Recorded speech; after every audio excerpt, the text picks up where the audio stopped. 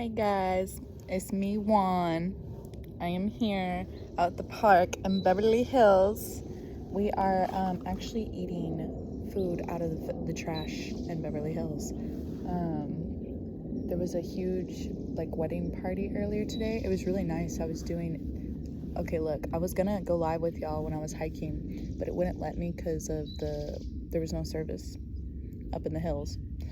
And so I was hiking and I heard very wan callings.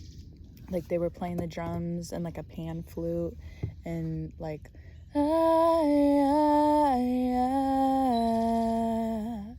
vocalizing and harmonizing, and I was like, what is this majestic, like anything that is magically timing like that when I'm around, I'm drawn to it. So I came over and saw it was like a wedding party going on. So I grabbed my yoga mat and just took it all in and did some yoga and was just really processing, everything that I have been going through on this journey. We had a fun time last night out in West Hollywood. Okay, we went to Sir and Tom Tom, and that was really great. If y'all haven't seen the live stream, it is up on my YouTube. That was really fun, and it was cool to actually get out and dance how I like to dance and just dress up and have fun, and but there was just so much pressure that I put on myself with everything. Like literally, of course, like where am I gonna go? Like how am I gonna get money for food? How am I gonna get money for gas? Like what, I came all the way out here to LA to chase my dreams. We went to the Streamer University event and I didn't even get to get in the door. And now I've just kind of been, and then Venice was, that was horrifying. Literally was like yelled at by grown men and harassed and intimidated and physically threatened over and over there, because I'm a woman by herself, which we've seen on this journey. But I was upset. I had a great night last night, right? Great time dancing, going out, having fun. And then after, though, it comes back to that I was upset because I didn't meet anybody or like kiss anybody or get any numbers or any of that. And it's like, basically it goes back to the soulmate thing, right? Because that's where this journey started for me, was finding a soulmate. Like we all want love, we all want a soulmate, we all want a partner, and thinking that at the time that I had this soulmate, and then realizing that's what, with everything else in the world that was going on at the time, it put into trajectory. Like I've told y'all my story many times on my videos, but it was literally the Pink Friday 2 world tour, Nicki Minaj and the Barbs, inspiration, hope. I was agoraphobic, hiding inside in my hometown under a narcissistic, emotionally unstable, abusive family, and I was in Delulu land about this old relationship that was never going to go anywhere. It was literally just delusion. But it was tied to a bunch of other stuff, right? Just old, like everybody has that old history, old trauma, like those first emotions that they hold on to forever, even though it's long gone. And so there was that. But it's just the feeling of, because that's what you're comfortable with, that's what that's been your whole life, that's what makes you feel like, those are the emotions you hold on to and your mind and body replay. So that's what all that kind of woke up to, right? Was letting myself be honest about those feelings, confronting those feelings, getting the answer, whether it was one I wanted or not, and then finally learning what boundaries were and respect for myself was, and how to love myself. It started with speaking my true feelings, right? And being honest, no matter how embarrassing or scary it was. And that's what led on this path, because that's what led me to get the answers that I needed. And that's what led to closure for myself. And then that's what kind of just awakened me to the reality of my life at that point. I stopped seeing people how I wish they were or how they're supposed to be. And I started seeing family, friends, etc. for what they really were. Again, whether that's,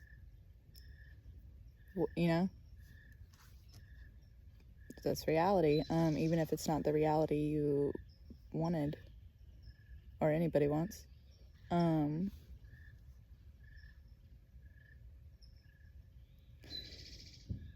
So that's when I realized, though,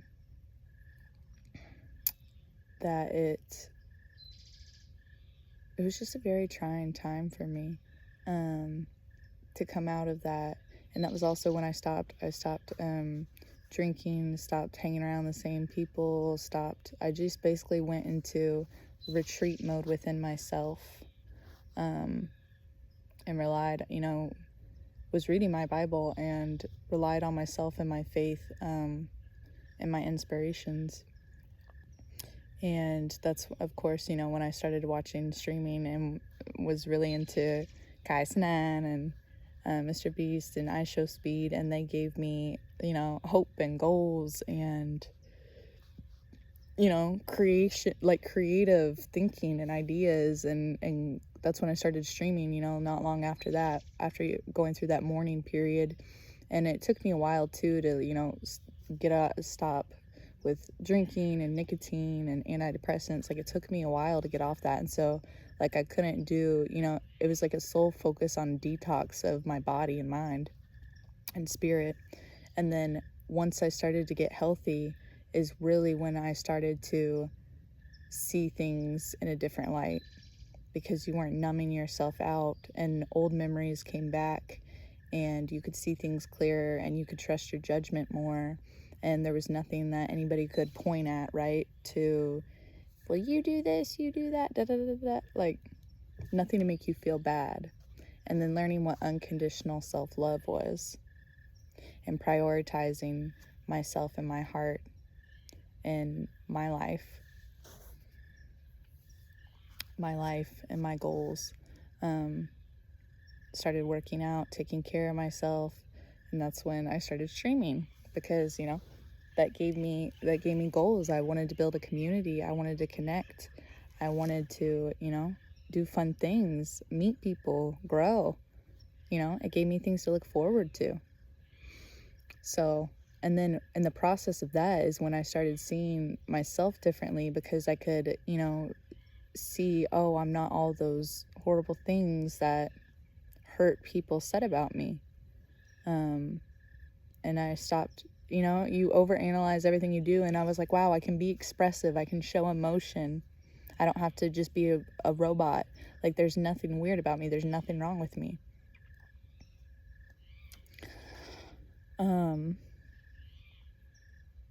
So that's where that journey all started, right? And from there, a year of that in March is when, and then I realized, from that point of loving myself and speaking my truth, I realized, that I had always known, but like, I have been overgiving I was raised by emotionally abusive narcissists, people that are bullies, and they use people for what they can get from them or how they can manipulate them.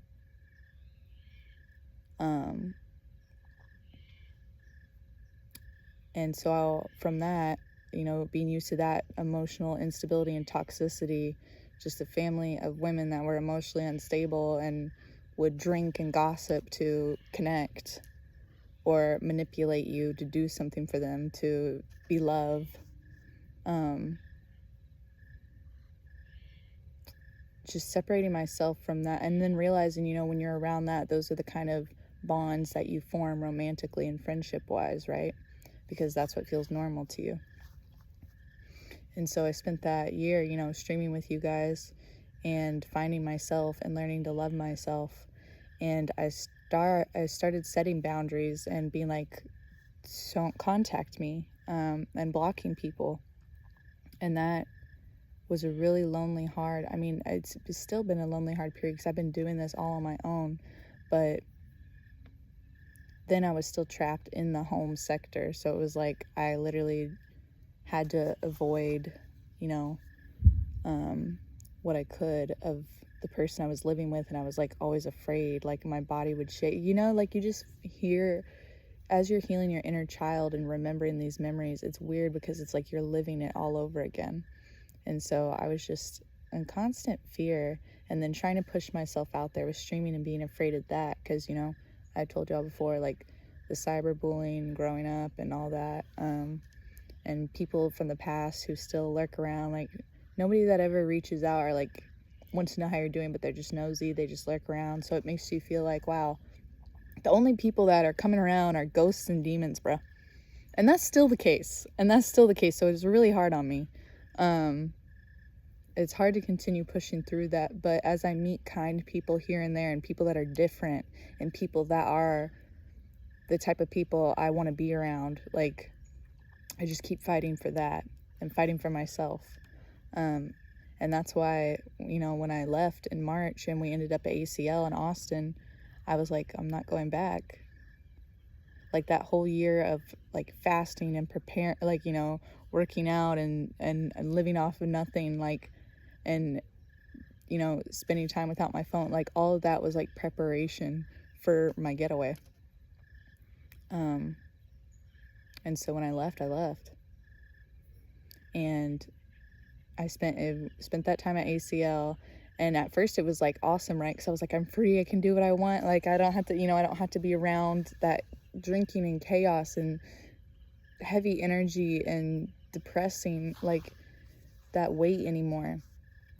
But then that's when I found, like, I was like, well, what do people do in these situations? Like, so that's when I found myself at a shelter, right, for domestic situations. And I spent that month there. And that was when I found out, you know, was around other people with hard situations and realized the way of the world and how people are treated. And it was really, again, dark and heavy. And I looked into schooling situations, tried to get jobs, but all of that took away from my dream, right?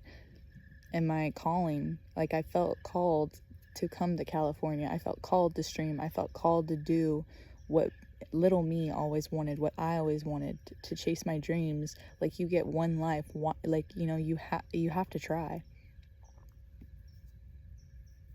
And so from there is when I decided, okay,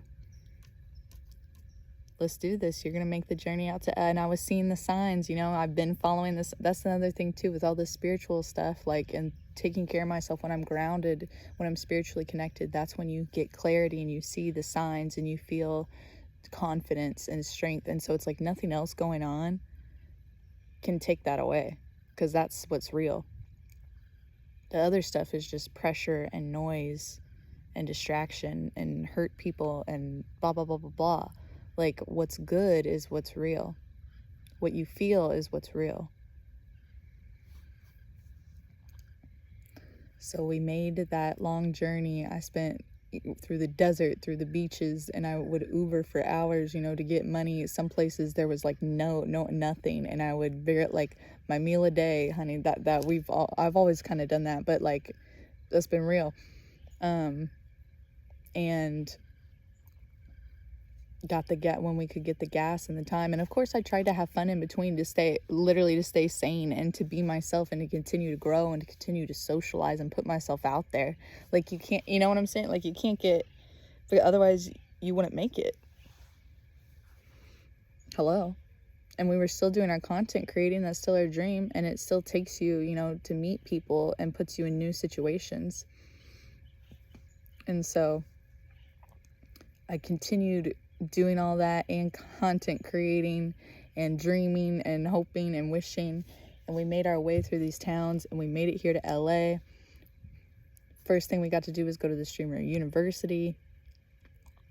The in-person applications, it wound up just when we arrived. That's how it was. And yeah, it's been harder here than I thought it was. I can't Uber anymore. The access was taken away from me because I don't have, I mean, not to go into all the personal stuff, but I just don't have access to the documents anymore that they need. Things updated when I came to California, and I don't have access to the documents that they need, and so I can't deliver it anymore. And DoorDash doesn't work because it's all robots here that do it.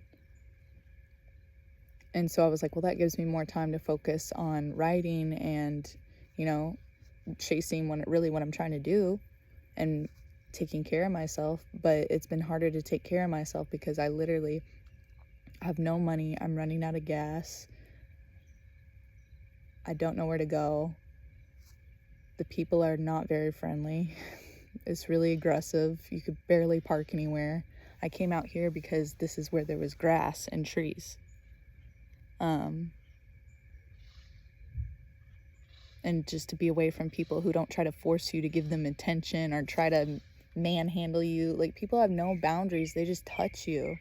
Like anybody, even if they're being nice, it's like it's a lot of dudes. They just want to feel they can touch you and grab you and like hug you. Like, I don't know you. You're a stranger. Why are you doing this? Or like tell you who you are, what your like, it's very odd.